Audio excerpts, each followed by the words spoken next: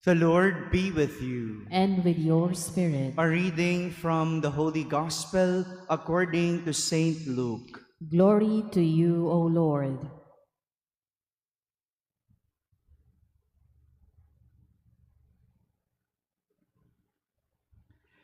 Jesus departed to the mountain to pray, and he spent the night in prayer to God.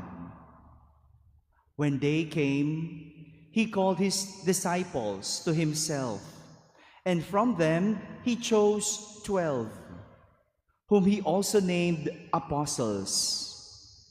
Simon, whom he named Peter, and his brother Andrew, James, John, Philip, Bartholomew, Matthew, Thomas, James, the son of Alphaeus, Simon, who was called a zealot, and Judas, the son of James, and Judas Iscariot, who became a traitor. And he came down with them and stood on a stretch of level ground.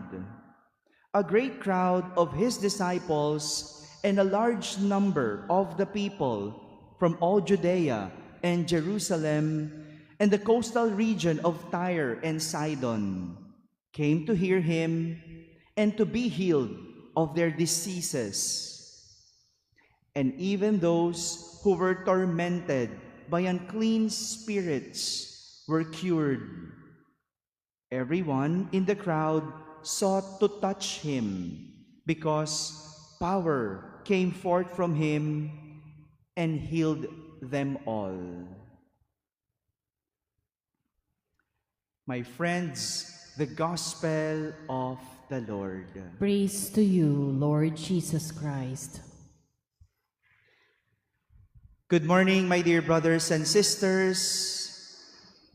Our Gospel today is about the calling of the 12 apostles. This is my most favorite Gospel of all, the calling of the 12 apostles.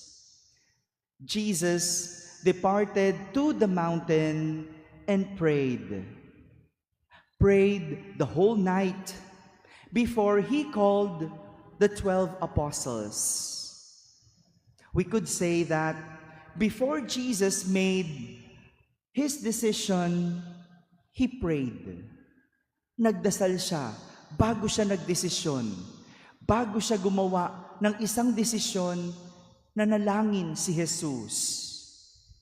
So, the calling of the 12 apostles was a fruit of Jesus' prayer. Ang pagtawag niya ng kanyang mga alagad ay bunga ng kanyang panalangin sa Ama. One thing that we could learn from this momentous event is that each apostle, though weak and having their own faults, could have something to teach. Bagamat may kahinaan ang bawat alagad, meron silang aral na maaari nating matutunan. All these apostles have their past. Some were fishermen like James, Peter, Andrew, and John. Bartholomew was a scholar of the law. Matthew was a tax collector. Simon, not Peter, was a zealot or an activist. Lahat may nakaraan. Some of them, Jesus already predicted their future. Before they were called, Jesus already knew what their future will be. Like Peter, who Jesus knew that he would be denied 3 times. Jesus knew that already. Thomas, who doubted Jesus' resurrection. Jesus already knew that. Judas Iscariot, who on the day he was called, Jesus knew that he would be a traitor. All of them, except John, hide in fear during his crucifixion. Alam na rin ni Jesus yun, na magtatago lahat sila sa panahong siya'y ipapako sa krus. Alam na ni Jesus lahat bago pa man mangyari, pero tinawag pa din sila ni Jesus. Pinili pa din sila ni Jesus. Bakit? Kung tutuusin, no? Pipiliin mo bang isang traidor? Pipiliin mo ba ang isang makasalanan? Pipiliin mo ba ang isang taong alam mong ipagkakanulok ka? Bakit pinili lahat yon ni Jesus? Because their present was all important for Jesus. Yung kanilang kasalukuyan ang mas mahalaga kay Jesus. After the denial of Peter, what was important for Jesus is his repentance and being able to rise from his fall. Matthew, who used to be a public sinner, was able to leave his work and the cause of his sin. Yun ang mas mahalaga kay Jesus. Yung iiwan ni Mateo, yung nagiging sanhi ng kanyang pagkakasala, yung kanyang trabaho.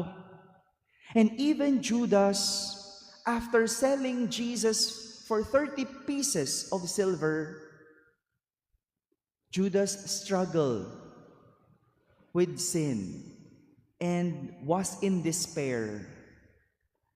That alone could be enough. Okay na yung mag-guilty eh.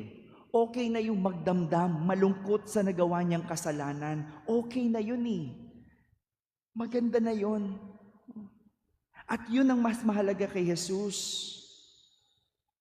All of the apostles who hid during the crucifixion catch up from all their faults. Alam ni Jesus na sila'y pagtataguan, pero alam naman ni Jesus na magbabago sila.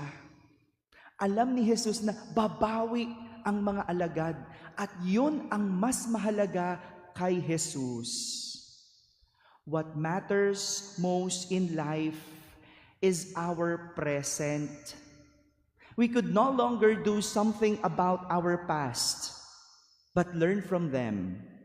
We may prepare for our future, but still no one could hold and determine the future.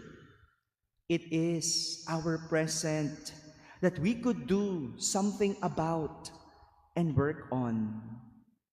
Like the 12 apostles, Jesus was not bothered by their past, and he even gave them chance by calling them.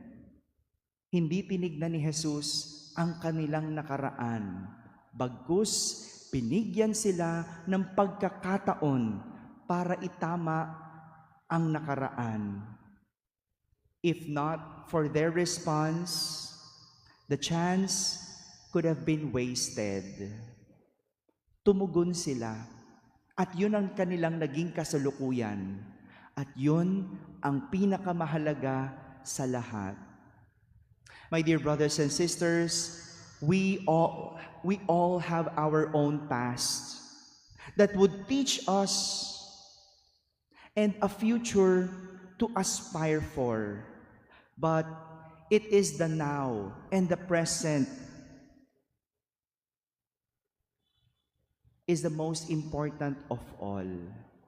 The now and present is the something that we could live and work on, so our past would not become our future, and our future would become a success. Amen.